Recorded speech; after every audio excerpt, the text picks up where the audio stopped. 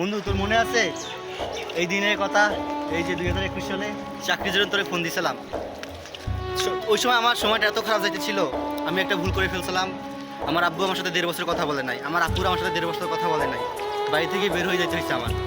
তখন চাকরির জন্য হাহাকার, আমি চাকরি খুঁজতেছি পাই না। তখন ওরে আমি কল দিছি, কল দিয়ে তখন বলি বন্ধু আমার চাকরির খুব প্রয়োজন। আমি জীবনে বাপের হোটেলে বসে মনে কোনো একটা কাজ করি নাই, জীবনে আমাদের অনেকগুলো গরু আছে, জীবনে আমি একটা গরু কোলায় বানতে যাইনি, এই অবস্থা। আর তখন ও আমাকে একটা চাকরি দিচ্ছে, চাকরি ছিল ডেলিভারি ম্যানের। তো ডেলিভারি ম্যান হচ্ছে যে ডিএসআর, ভ্যান গাড়ি চালানো। জীবনে আমি ভ্যান গাড়ি চালাই নাই, কিন্তু আমি পোলা মুখে মাস্ক লাগাইয়া মাথায় ক্যাপ লাগাইয়া গাড়ি চালাইছি। আমার এত খারাপ লাগছে, মানে কারণ যে আমি কি বলবো, আমার সাথে কেউ কথা বলে নাই, কিন্তু যার জন্য আমি এত কিছু ফেস করছি সেই মানুষটা কিন্তু আমার পাশে নাই, চলে গেছে আমার রাইখে।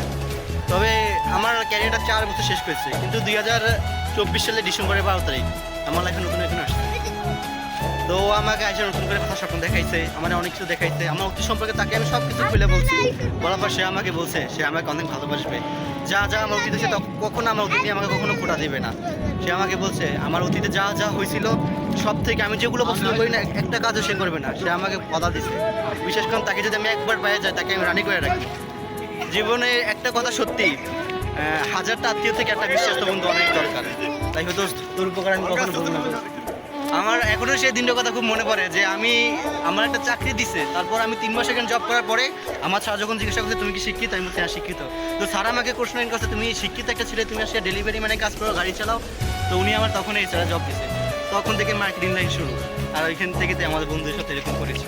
তার মাঝখানে ও আসে 2022 সালে, আসার পর থেকে তো ওই 3 বন্ধু সবসময় একসাথে চলি। আপনারা তো সবসময় দেখেন আমাদের সোশ্যাল মিডিয়ায় বা ফেসবুকে আমার সবসময় ভিডিও আপলোড। মানে এই দিনগুলো যে আমার খুব খারাপ গেছে, আমার ফ্যামিলি আমার সাথে 1.5 বছর কথা বলে নাই।